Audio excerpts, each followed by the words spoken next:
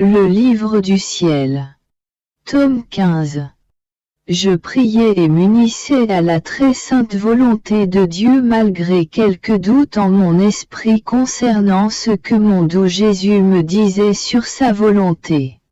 Illuminant mon esprit, il me dit: Ma fille, ma volonté est la semence, le chemin est la fin de toute vertu. Sans la semence de ma volonté, on ne peut même pas parler de vertu. C'est comme pour l'arbre. Il débute par sa semence, qui contient l'arbre tout entier en puissance. De cette semence s'initient ses racines.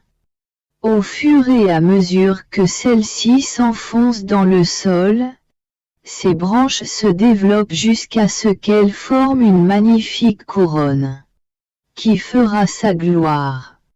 En produisant beaucoup de fruits, l'arbre apporte du profit et de la gloire à celui qui l'a semé.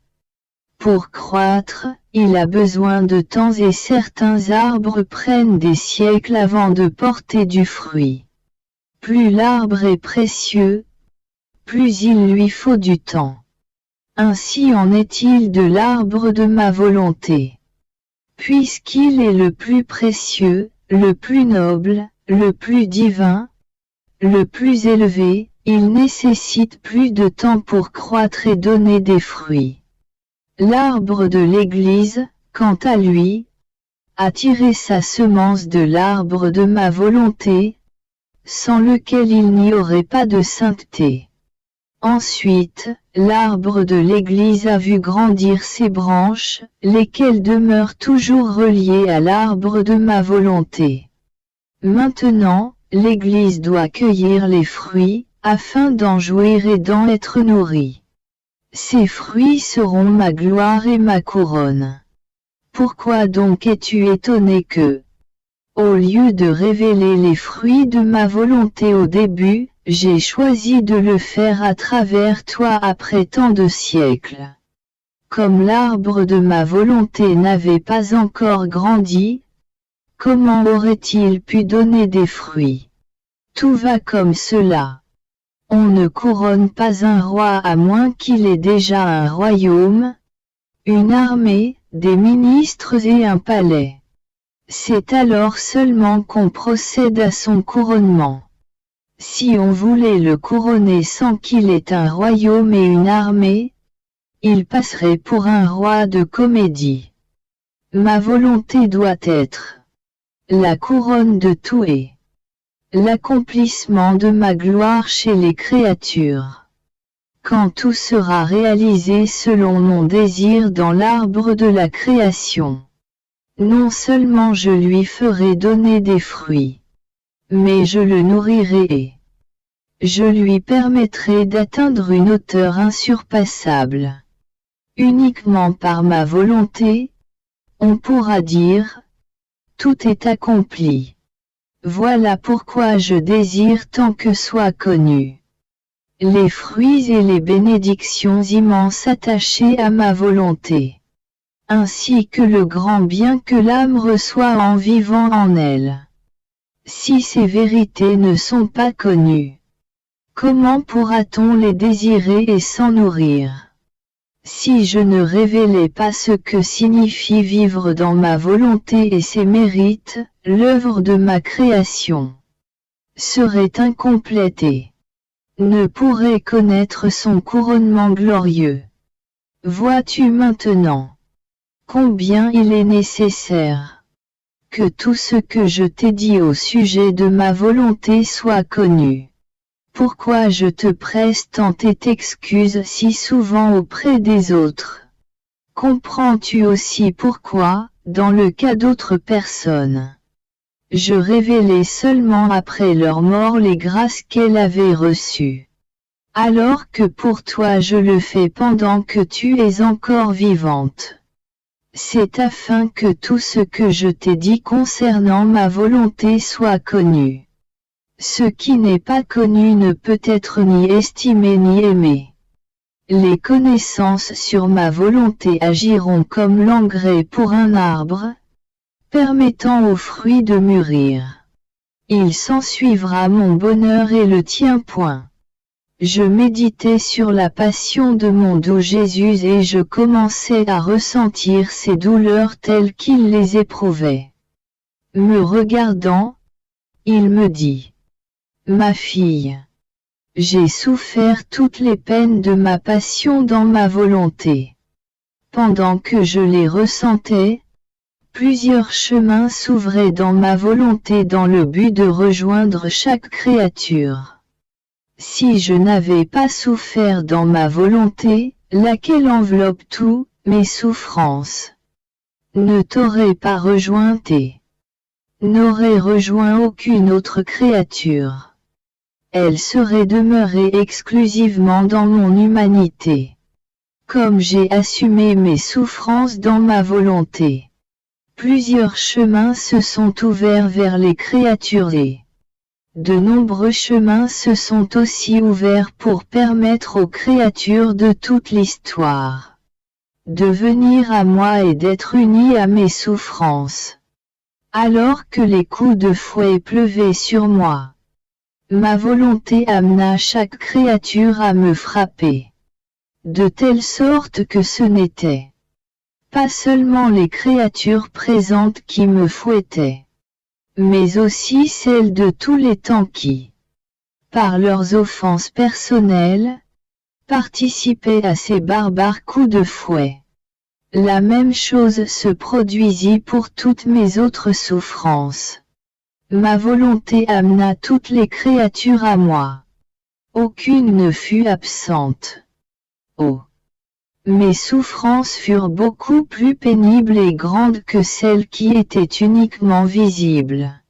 Quant à toi, si tu veux joindre ta compassion, ta réparation et tes propres petites souffrances aux miennes, non seulement pour m'accompagner, mais pour ouvrir les mêmes voies que les miennes et pour tout faire entrer dans ma volonté, alors toutes les générations en recevront les effets. Non uniquement mes souffrances atteignirent-elles toutes les créatures, mais aussi mes paroles, parce qu'elles furent prononcées dans ma volonté.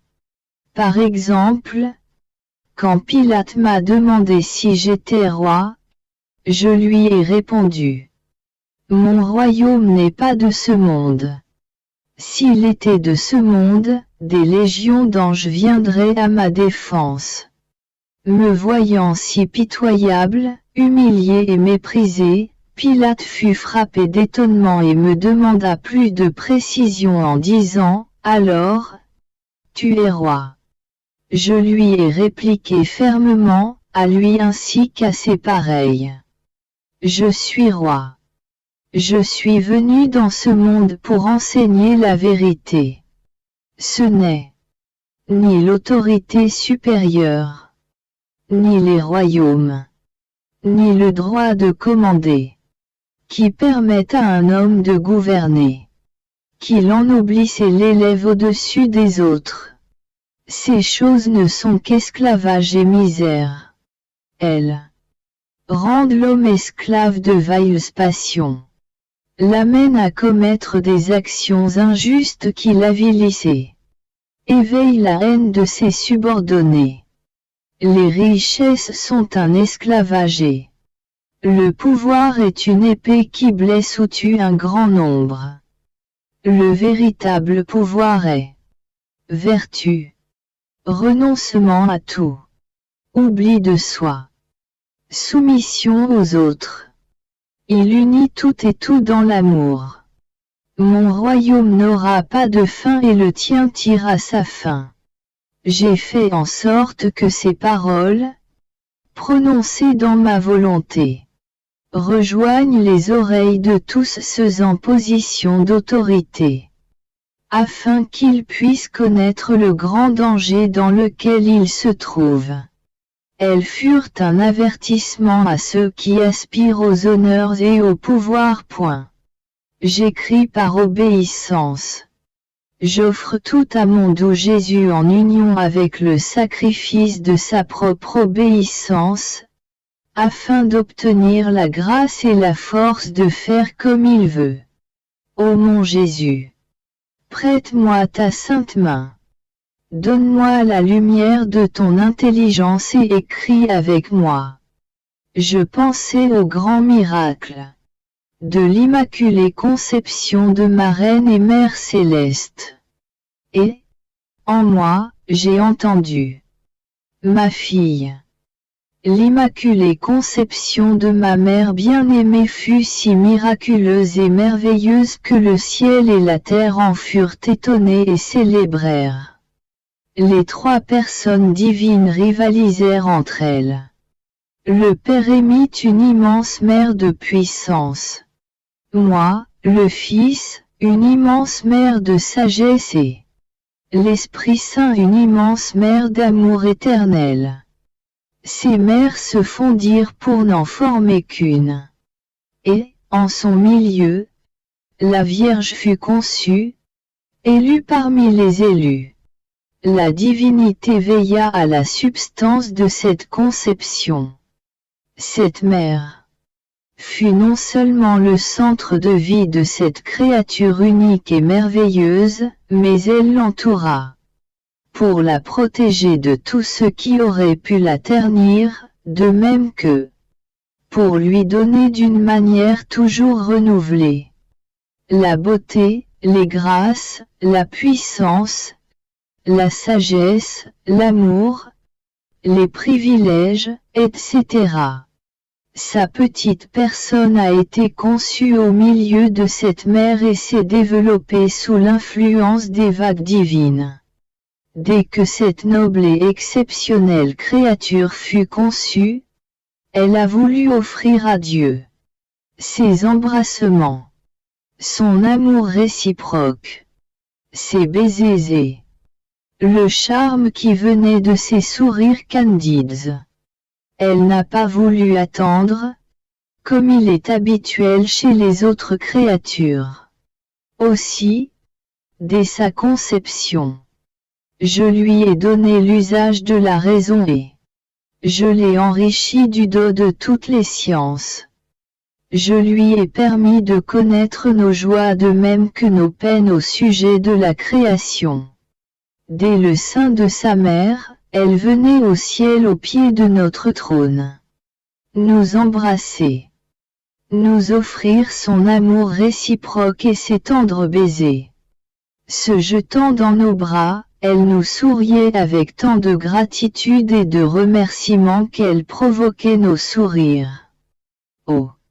Comme il était beau de voir cette créature innocente et privilégiée, si riche de toutes les qualités divines, venir parmi nous, débordante d'amour et de confiance, sans crainte. Seul le péché sépare la créature du Créateur, détruit l'amour et l'espérance, fait naître la crainte. Elle venait parmi nous en tant que reine qui, par son amour, déposé en elle par nous, nous faisait répondre à ses désirs, nous ravissait, nous incitait à célébrer et captiver notre amour. Et nous lui permettions tout cela. Jouissant de cet amour qui nous enchantait, nous la fîmes reine du ciel et de la terre. Le ciel et la terre exultaient et ils se réjouissaient avec nous du fait qu'il avait enfin, après tant de siècles, une reine. Le soleil souriait dans sa lumière. Et il se considérait heureux de servir sa reine en lui donnant sa lumière. Les cieux, les étoiles et l'univers entier se réjouissaient. Et ils célébraient parce qu'ils pouvaient charmer leur reine, en lui laissant voir leur beauté et l'harmonie dans laquelle ils baignant. Les plantes souriaient parce qu'elles pouvaient nourrir leur reine. Même la terre souriait et se sentait ennoblie d'être en mesure d'offrir une demeure à son impératrice et d'être parcourue par ses pas. Seul l'enfer pleura, se sentant affaibli par l'arrivée de cette souveraine. Sais-tu quel fut le premier acte de cette créature céleste? Lorsqu'elle vint devant notre trône pour la première fois, elle savait que toutes les méchancetés des hommes venaient de la rupture entre leur volonté et la volonté de leur Créateur. Elle frémit, sans perdre de temps et sans hésiter. Elle déposa sa volonté au pied de notre trône. Notre volonté s'est liée à la sienne et devint le centre de sa vie, à tel point qu'entre elle et nous toutes les relations et les communications furent ouvertes, et il n'y avait aucun secret que nous ne lui avons pas confié. Ce fut précisément l'acte de déposer sa volonté à nos pieds, qui fut le plus beau, le plus grand et le plus héroïque de tous ces actes. Ravis de cela, nous l'avons fait reine de tout. Vois-tu donc ce que signifie être lié à notre volonté en ignorant la sienne? Son deuxième acte fut d'offrir par amour pour nous sa totale disponibilité pour tout sacrifice que nous lui demanderions. Son troisième acte a été de restaurer l'honneur et la gloire de la création que l'homme avait entachée en faisant sa propre volonté. Dès son premier moment dans le sein de sa mère, elle a pleuré d'amour pour nous et de douleur devant la chute de l'homme. Oh! Comme ces pleurs innocents nous touchèrent et hâtèrent l'accomplissement de la rédemption si longuement attendue. Cette reine nous dirigea, nous lia et nous arracha des grâces infinies. Elle chercha si ardemment à ce que nous nous penchions sur la race humaine que nous ne pouvions résister à ses incessantes applications. Mais d'où lui venait un tel pouvoir et une telle influence sur la divinité? Ah! Tu as déjà compris que c'était le pouvoir de notre volonté agissant en elle, en même temps qu'elle la gouvernait. Cette volonté lui donnait un pouvoir sur Dieu lui-même. Comment pouvions-nous résister à une créature si innocente, remplie du pouvoir et de la sainteté de notre volonté? Cela aurait été de résister à nous-mêmes. Nous voyions en elle nos qualités divines.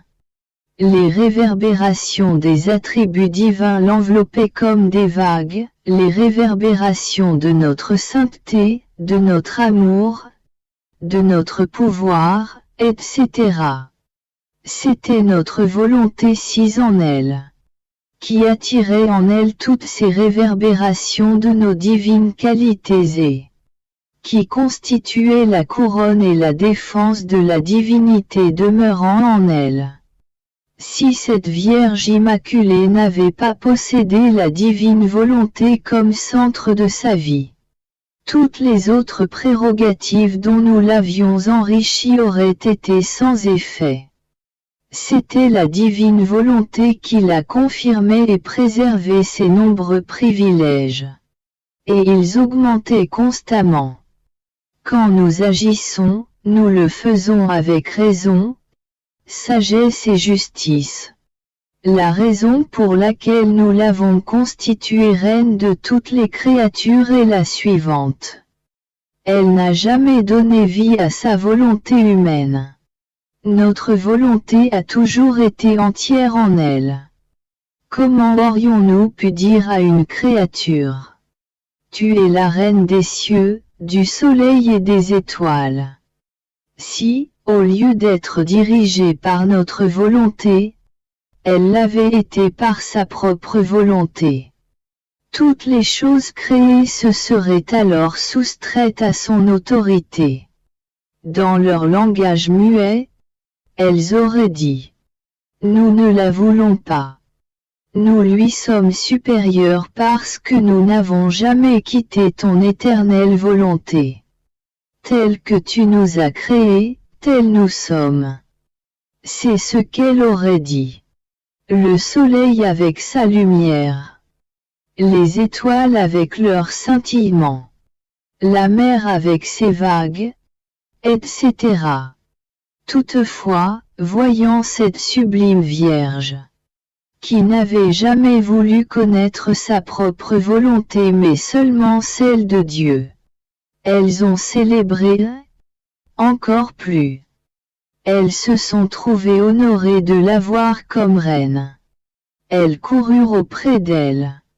Elles lui rendirent hommage en mettant la lune sous ses pieds comme marchepied, les étoiles comme sa couronne, le soleil comme son diadème, les anges comme ses serviteurs, et les hommes pour l'assister.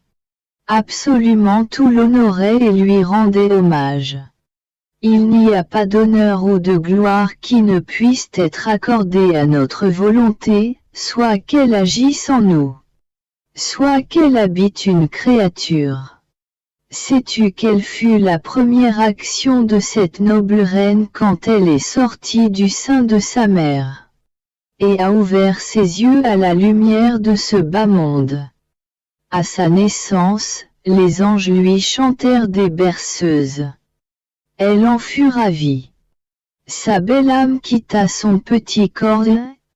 Accompagnée par un hôte angélique, elle circule dans le ciel et sur la terre cueillant tout l'amour que Dieu avait répandu sur la création. Elle vint au pied de notre trône et nous offrit cet amour. Ensuite, elle articula son premier merci au nom de tous. Oh! Comme nous fûmes heureux d'entendre ce merci de cette reine enfant. Et nous l'avons comblée de toutes les grâces et de tous les bienfaits, excédant ceux de toutes les autres créatures ensemble. Puis, se jetant dans nos bras, elle s'est réjouie avec nous. Et, nageant dans une mer de félicité, elle acquit une nouvelle beauté, une nouvelle lumière et un nouvel amour. De nouveau, elle intercéda pour la race humaine, priant avec larmes pour que le Verbe éternel descende sauver ses frères. Pendant qu'elle faisait cette démarche, notre volonté l'informa que le Verbe descendrait sur la terre. Alors, elle quitta immédiatement nos réjouissances. Pour faire quoi? Pour réaliser notre volonté. Quel puissant aimant constituait notre volonté, vivant sur la terre dans cette reine nouveau-née. La terre ne nous semblait plus étrangère comme auparavant. Et nous ne voulions plus la punir en donnant libre cours à notre justice. Le pouvoir de notre volonté dans ce petit bébé innocent retenait le bras de notre justice. Elle nous souriait depuis la terre et transforma la punition en doux merci et en sourire. Incapable de résister à l'enchantement, le Verbe éternel devança son intervention. Ô merveille de la divine volonté, à toi tout est dû, pour toi tout s'accomplit. Il n'y a pas de plus grande merveille que notre volonté demeurant dans une créature. Je réfléchissais à l'acte par lequel le Verbe éternel est descendu du ciel et a été conçu dans le sein de la Reine Immaculée. De mon intérieur, mon doux Jésus allongea un bras, embrassa mon cou, et il me dit: Ma fille bien-aimée, la conception de ma céleste mère fut extraordinaire, puisqu'elle a été conçue dans la mère issue des trois personnes divines. J'ai été conçu non dans cette mère, mais dans la grande mère qui réside en nous, en notre divinité, et qui descendit dans le sein de cette céleste mère. Quoiqu'il soit juste de dire que le Verbe a été conçu, le Père céleste et le Saint-Esprit demeurent inséparables de moi. Bien que je fus l'agent dans cette conception, les trois personnes divines y ont simultanément été les concepteurs. Imagine deux miroirs disposés l'un en face de l'autre et reflétant un objet placé entre les deux. Alors trois objets apparaissent. Celui du centre assumant le rôle actif et les deux autres le double rôle de participant et spectateur. L'objet placé au centre correspond au Verbe incarné. L'un des objets reflétés à la Sainte Trinité. Et l'autre à ma chère mère. En vivant toujours dans ma volonté. Ma chère mère prépara dans son sein virginal le minuscule terrain divin où moi, le Verbe éternel, je me suis revêtu de chair humaine. Je ne serai jamais descendu dans un terrain simplement humain. Avec la Trinité se réfléchissant en ma mère, mon humanité a été conçue. Ainsi, pendant que la Trinité demeurait au ciel, mon humanité a été conçue dans le sein de cette noble reine. Toutes les autres choses, si grandes, nobles, sublimes ou étonnantes qu'elles puissent être, même la conception de la Vierge Reine, sont au mieux secondaires. Rien ne peut être comparé à ma conception. Ni l'amour, ni la grandeur, ni le pouvoir. Ma conception ne fut pas la création d'une nouvelle vie, mais fut le fait de renfermer dans la chair humaine la vie qui donne toute vie. Ce ne fut pas quelque chose qui me faisait plus que ce que j'étais, mais quelque chose qui me limitait dans le but de donner. Celui qui a tout créé a été enfermé dans une petite humanité créée. Ce sont là des œuvres que seul un Dieu peut accomplir. Un Dieu qui aimait. Qui, quel qu'en soit le prix, veut lier la créature à son amour afin qu'elle soit habilitée à aimer. Mais tout cela n'est rien. Sais-tu où mon amour, mon pouvoir et ma sagesse sont allés? Dès que le pouvoir divin eut formé mon humanité, à peu près de la dimension d'une noisette, quoiqu'avec tous ses membres complètement formés, et que le Verbe prit possession de cette humanité, alors l'immensité de ma volonté, contenant toutes les créatures passées, présentes et futures, conçut les vies de toutes ces créatures. Pendant que ma propre vie progressait, ces vies croissaient en moi. Même si je semblais être seul, à travers le microscope de ma volonté, la vie de toutes les créatures pouvait être perçue en moi. C'était comme l'eau observée de deux façons. À l'œil nu, elle semble claire comme le cristal mais, vue d'un microscope, elle pullule de microbes. Telle fut ma conception. Alors la grande roue de l'éternité tomba en extase à la vue des excès incommensurables de mon amour et de toutes ces merveilles. L'immensité de l'univers fut ébranlée. En voyant celui qui donne toute vie se renfermer, se limiter et se rendre petit. Pour accomplir quoi? Pour faire apparaître toute vie créée. J'étais hors de mon corps et très perturbé par l'absence de mon adorable Jésus. En fait, je me sentais torturé. Mon pauvre cœur se débattait entre la vie et la mort. Quoiqu'il me semblait que j'allais mourir, une force cachée me renforçait pour me permettre de continuer mon amère agonie. Oh! Être sans Jésus, quelle situation pitoyable et cruelle! La mort elle-même n'est rien en comparaison. Alors que la mort nous conduit à la vie éternelle, la privation de Jésus fait fuir la vie elle-même. Tout cela n'était pourtant rien. Ma pauvre âme, désirant que je vive, laisser mon corps espérer retrouver la vie au moins extérieurement. À la place, je me trouvais dans une immensité sans limite. Dans cet abîme, je regardais dans toutes les directions en me disant: qui sait, je pourrais peut-être le voir, au moins à distance, et me lancer dans ses bras. Mais tout était inutile. J'avais peur de tomber dans le gouffre. Sans Jésus, où allais-je aboutir? Que adviendrait-il de moi? Je tremblais, je criais, je pleurais, mais personne n'avait pitié de moi. Je voulais retourner dans mon corps, mais une force inconnue m'en empêchait. C'était un état horrible parce que, en dehors de mon corps, mon âme se lance normalement vers son Dieu comme vers son centre, plus rapidement qu'une pierre, qui, lâchée d'une grande hauteur, tombe en direction du centre de la terre.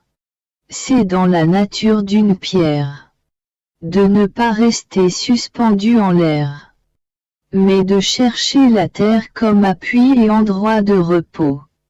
De même, il est dans la nature de l'âme, lorsqu'elle a laissé son corps, de se lancer vers le centre d'où elle est sortie.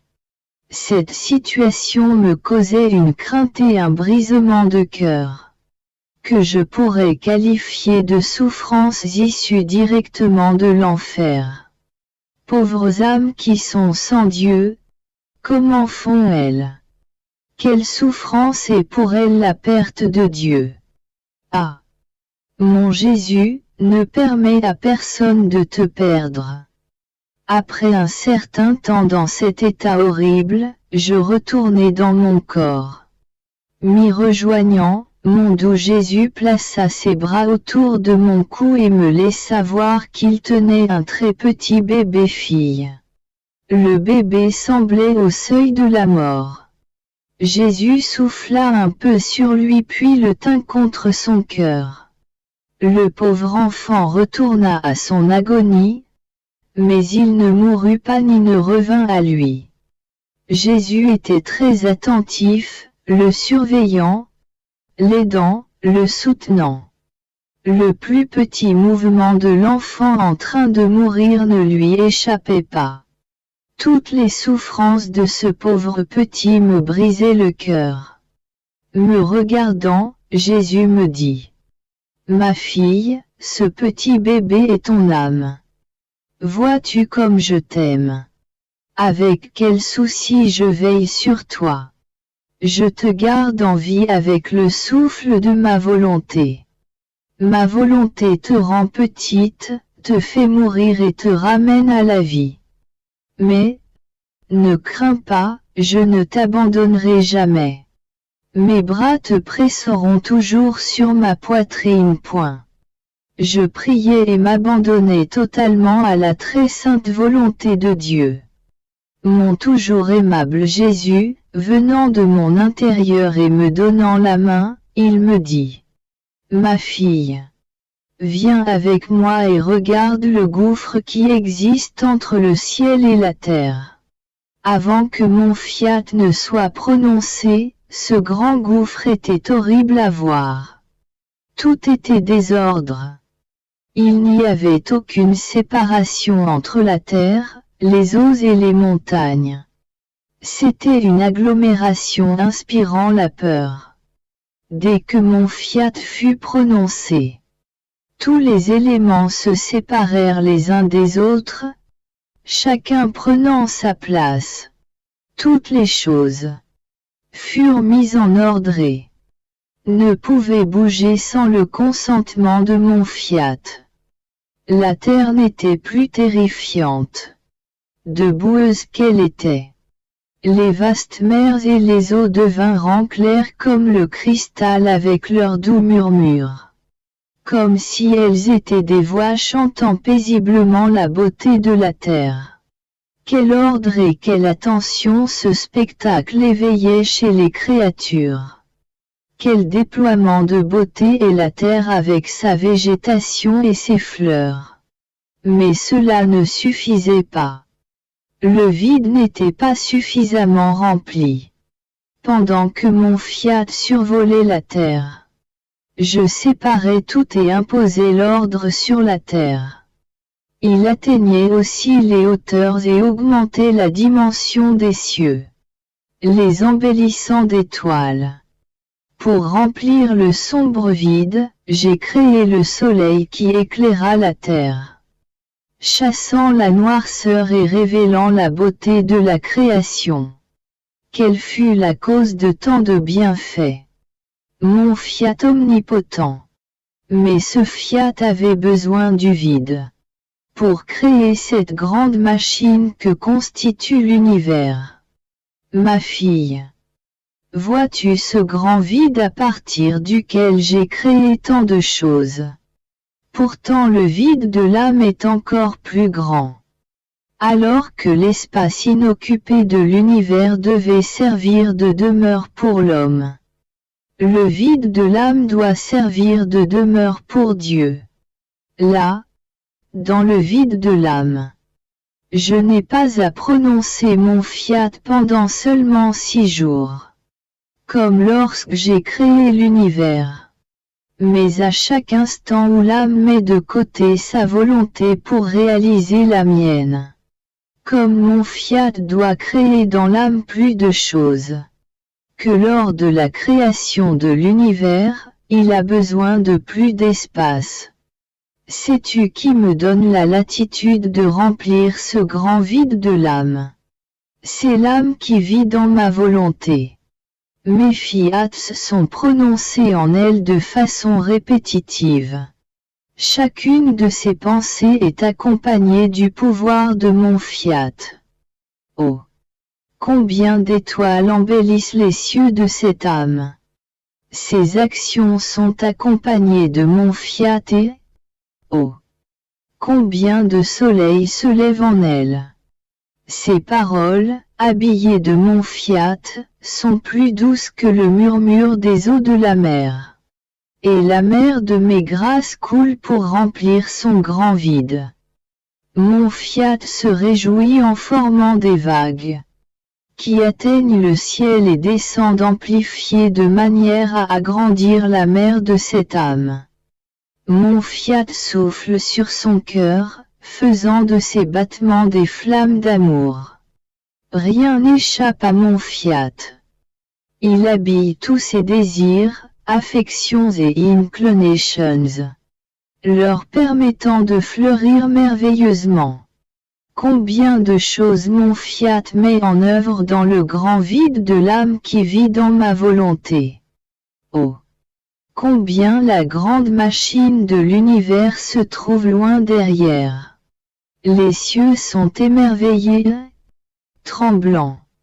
Regarde le fiat omnipotent à l'œuvre dans la volonté de cette créature. Ils se sentent doublement heureux. Chaque fois que ce fiat agit et renouvelle son pouvoir créateur, ils sont attentifs pour voir quand je prononcerai mon fiat, afin de recevoir une plus grande gloire et plus de bonheur. Oh! Si tous savaient la puissance de mon fiat et tous les bienfaits qu'il contient, ils s'abandonneraient tous à mon omnipotente volonté. N'est-ce pas assez pour te faire pleurer? Combien d'âmes, avec ce grand vide en elles, sont pires que le vide de l'univers avant que mon fiat ne fût prononcé. Sans la gouverne de mon fiat en elles, tout est désordre. La noirceur est si épaisse qu'elle suscite l'horreur et la crainte. On y voit une agglomération de choses, mais rien n'est à sa place. En elle, l'œuvre de la création est sens dessus-dessous. Parce que seul mon fiat est ordre, point la volonté humaine est désordre. Ainsi donc, fille de ma volonté, si tu veux l'ordre en toi, laisse mon fiat être en toi la vie de tout. Tu me donneras la grande satisfaction de voir mon fiat se déployer, révélant les merveilles et les bénédictions qu'il comporte. Étant dans mon état habituel, j'ai entendu mon adorable Jésus priant en moi et disant: Mon Père, je te supplie, pour que notre volonté soit une avec la volonté de cette petite fille de notre volonté. Que sa volonté soit le lieu de naissance de notre volonté chez les créatures. Oh! Pour l'honneur de notre volonté éternelle. Que rien ne sorte d'elle qui ne provienne de notre volonté. Pour obtenir cela, je t'offre tous les actes de mon humanité. Tous accomplis dans notre adorable volonté. Ensuite, il y eut un profond silence. Je ne sais comment, j'ai senti que j'étais à l'intérieur des actes réalisés par Jésus et que je circulais en les parcourant l'un après l'autre, accomplissant mes propres actes en union avec les siens. Cela infusa une grande lumière en moi, de sorte que Jésus et moi étions immergés dans une mer de lumière. Sortant de mon intérieur, il se mit debout, la plante de ses pieds sur mon cœur. Envoyant la main, de laquelle émanait plus de lumière que du soleil. Il cria fortement: Venez tous, anges, saints, voyageurs, générations, venez voir le plus grand miracle jamais vu. Ma volonté à l'œuvre dans une créature.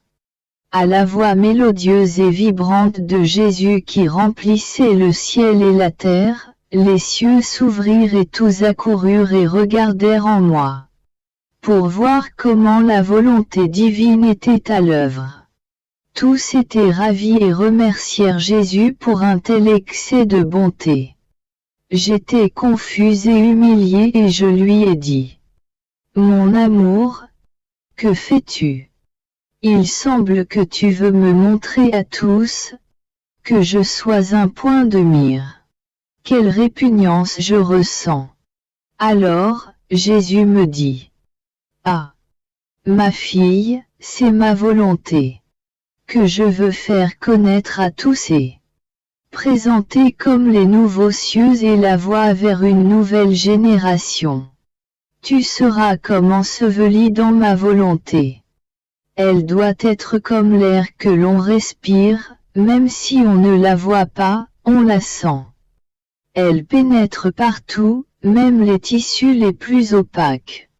Elle donne vie à chaque battement de cœur auquel entre, que ce soit dans la noirceur, dans les grandes profondeurs ou dans les endroits les plus secrets, elle soutient la vie de tout. Ma volonté sera en toi plus que l'air.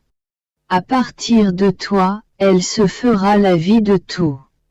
Sois donc très attentive et suis la volonté de ton Jésus. Par ta vigilance, tu sauras où tu es et ce que tu fais. Ta vigilance te fera apprécier et estimer davantage le palais divin de ma volonté.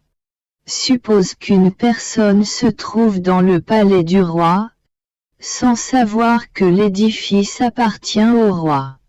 Elle sera distraite et se promènera en parlant et en riant. Elle ne sera pas disposée à recevoir les cadeaux du roi.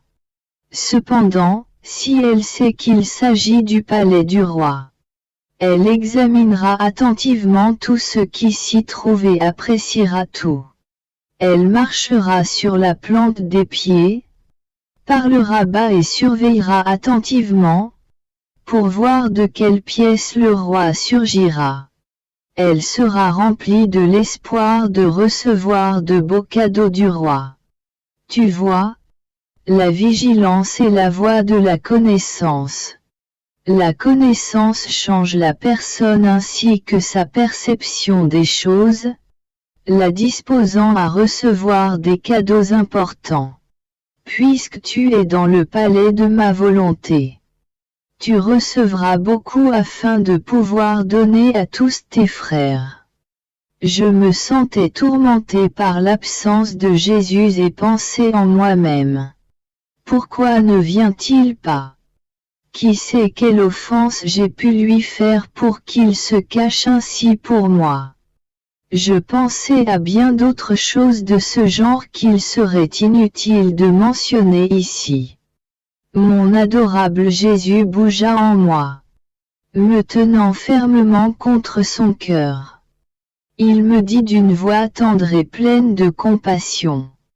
Ma fille, après ce si long délai que j'ai mis pour venir vers toi, tu devrais être en mesure de comprendre la raison pour laquelle je me cache de toi.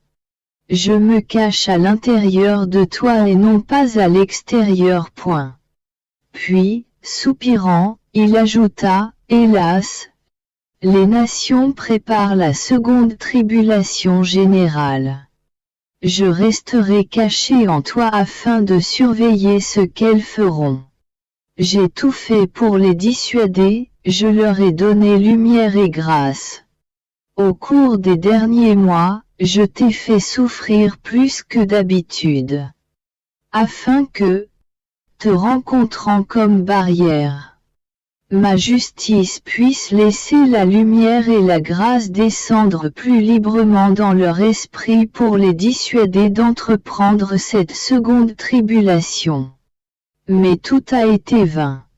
Plus elles forment des alliances, plus elles allument la discorde, la haine, l'injustice et, par là, forcent les opprimés à prendre les armes pour se défendre.